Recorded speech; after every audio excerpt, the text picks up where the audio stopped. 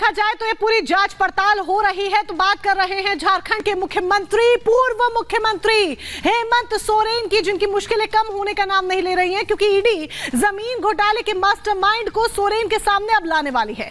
आखिर वो मास्टरमाइंड कौन है और उसके सामने आने से सोरेन आखिर क्यों परेशान हो रहे हैं, एक रिपोर्ट आपको दिखाते हैं, जिस रिपोर्ट के जरिए आपको यह समझ में आएगा कि आखिर हेमंत सोरेन के सामने इस वक्त क्या क्या मुश्किलें हैं और कैसे उनको से पार पाना है।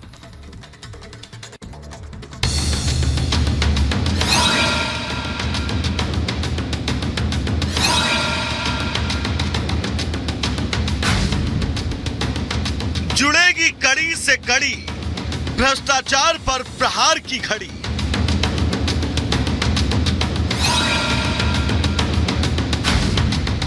सोरेन का राजदार ईडी ने किया गिरफ्तार।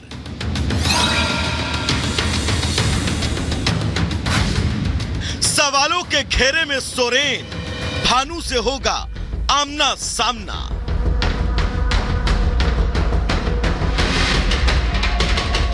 जमीन घोटाले मामले में झारखंड के पूर्व सीएम हेमंत सोरेन की मुश्किलें बढ़ती जा रही हैं। सोरेन 5 दिन की रिमांड पर हैं।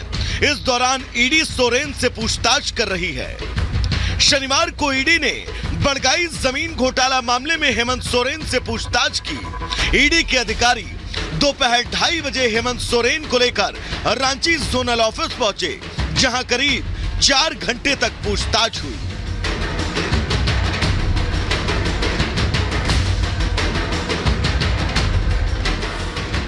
ईडी ने सोरेन के लिए सवालों की लंबी फहरिस्त तैयार कर रखी थी। ईडी की पहले दिन की पूछताछ में बैंक ट्रांजैक्शन और दस्तावेजों को लेकर सवाल पूछे गए। कुछ सवालों को दोहराया गया, लेकिन सोरेन इन सवालों से बचते नजर आए। ईडी ने दिल्ली से बरामद 36 लाख कैश के बारे में भी सवाल किए। सूत्रों की माने तो ईडी ने जमीन घोटाले से जुड़े कई दस्तावेज सामने रखकर सवाल दागे, जिससे हेमंत सोरेन बचते नजर आए। पूर्व सीएम से पूछताछ के लिए ईडी के पास अभी 4 दिन का वक्त है। ऐसे में ईडी पूछताछ में कोई कमी नहीं छोड़ना चाहती। ऐसे में ईडी ने घोटाले के मास्टरमाइंड और तत्कालीन राजस्व उप निरीक्षक भानु प्रसाद को रिमांड पर लेने की कोशिश भी की। ईडी ने 31 जनवरी को भानु प्रसाद को इस मामले में प्रोडक्शन पर लेने के लिए पीएमएलए कोर्ट से आवेदन किया था, जिसकी अनुमति मिल चुकी है। सोमवार को ईडी भानु प्रताप को रिमांड पर लेने के लिए याचिका लगाएगी। भानु प्रताप की रिमांड मिलते ही हेमंत सोरेन पर ईडी का शिकंजा और सख्त हो जाएगा। ईडी के अधिकारी हेमंत सोरेन और भानु प्रताप को आमने सामने बैठाकर पूछताछ करेंगे। जिन सवालों से सोरेन बच रहे हैं, हो सकता है उसका जवाब भानु दे दे। ईडी दोनों के पुराने और नए जवाबों का मिलान भी करेगी। जमीन घोटाला मामले में भानु प्रताप प्रसाद इतनी अहम कड़ी क्यों है, वो भी हम आपको समझाते हैं। दरअसल भानु प्रताप के मोबाइल से सामने आया था हेमंत सोरेन का नाम। सोरेन के अवैध तरीके से जमीन अर्जित करने की जानकारी मिली थी। भानु के मोबाइल से कई चैट और डेटा के जरिए जानकारी सामने आई थी। मोबाइल कैश ट्रांजैक्शन की भी जानकारी भानु प्रताप के जरिए ही मिली थी।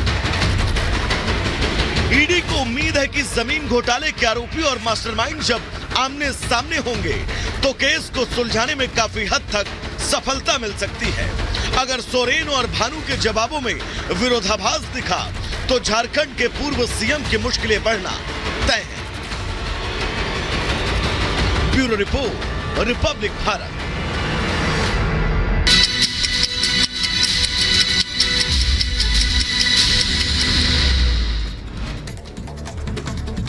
दो मिनट में भारत का रुख करते हैं। जम्मू कश्मीर के उधमपुर नेशनल हाईवे पर भीषण हादसा हुआ। कार और ट्रक में टक्कर हो गई, 4 की मौत, 1 जख्मी।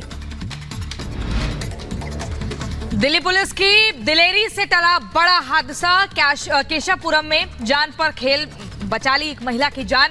पुलिस को आग लगने की सूचना मिली थी।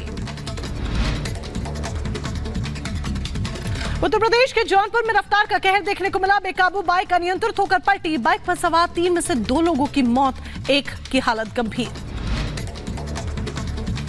पश्चिम बंगाल के मालदा में हुआ हादसा। सीमेंट गोदाम में आग लगी। दमकल विभाग ने कड़ी मशक्कत के बाद आग पर काबू पाया। उत्तर प्रदेश की राजधानी लखनऊ में हुआ बड़ा हादसा। रजा बाजार चौक में 3 मंजिला इमारत में लगी भीषण आग। फिलहाल किसी के हताहत होने की खबर नहीं। मध्य प्रदेश के दमोह में कपड़ा समय पर ना सिलकर देने पर विवाद हुआ। थाने में पहुंचकर लोगों ने हंगामा किया। आरोपियों की गिरफ्तारी को लेकर नारेबाजी की।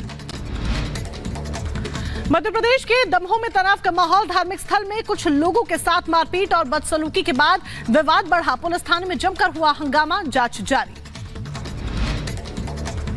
मध्य प्रदेश के झाबुआ में नाबालिग ने आत्महत्या की। परिवार का आरोप, झाड़ फूक के नाम पर तांत्रिक ने लड़की का रेप किया। गर्भवती होने पर नाबालिग ने अपनी जान दे दी। तो उधर मध्य प्रदेश के मंदसौर में पुलिस के साथ बैंक कर्मचारी ने मकान खाली करवाया। मकान में रह रहे बीमार शख्स को खाट समेत निकाला बाहर। Video viral. यूपी के रायबरेली में असलहे के साथ युवक का डांस वायरल हुआ। वायरल वीडियो होने के बाद जांच पड़ताल में जुटी है पुलिस। छत्तीसगढ़ के दंतेवाड़ा में शहीद हुआ यूपी का जवान। राजकीय सम्मान के साथ अंतिम विदाई दी गई। साइबर अपराध को कम करने के लिए सूरत पुलिस की बड़ी पहल। पुलिसकर्मियों को प्रशिक्षित करने के लिए एआई तकनीक का इस्तेमाल किया जाएगा।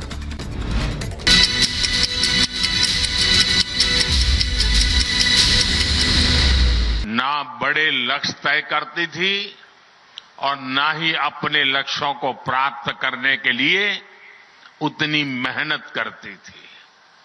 हमने पहले की सरकारों की सोच को भी बदल दिया है। मैं नॉर्थ ईस्ट को उसी तरफ विकसित होते देख रहा हूं जैसा पूर्वी एशिया को दुनिया देखती है। आज नॉर्थ ईस्ट होते हुए दक्षिण एशिया और पूर्वी एशिया की कनेक्टिविटी का विस्तार हो रहा है। आज यहां साउथ एशिया सब रीजनल इकोनॉमिक कॉरपोरेशन, उसके कोऑपरेशन के तहत भी अनेक सड़कों को अपग्रेड करने का काम शुरू हुआ है। आप कल्पना कीजिए, जब कनेक्टिविटी के ऐसे सभी प्रोजेक्ट पूरे होंगे तो हिस्सा व्यापार कारोबार का कितना बड़ा केंद्र बनेगा। मैं जानता हूं कि असम के नॉर्थ ईस्ट के हर युवा का भी यही सपना है कि वो भी पूर्वी एशिया जैसा विकास यहां देखे। मैं असम के नॉर्थ ईस्ट के हर युवा को बताना चाहता हूं, मेरे युवा साथियों, आपका सपना मोदी का संकल्प है।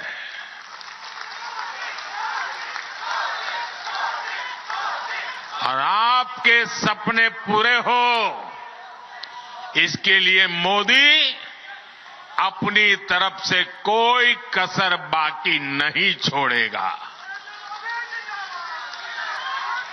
और ये मोदी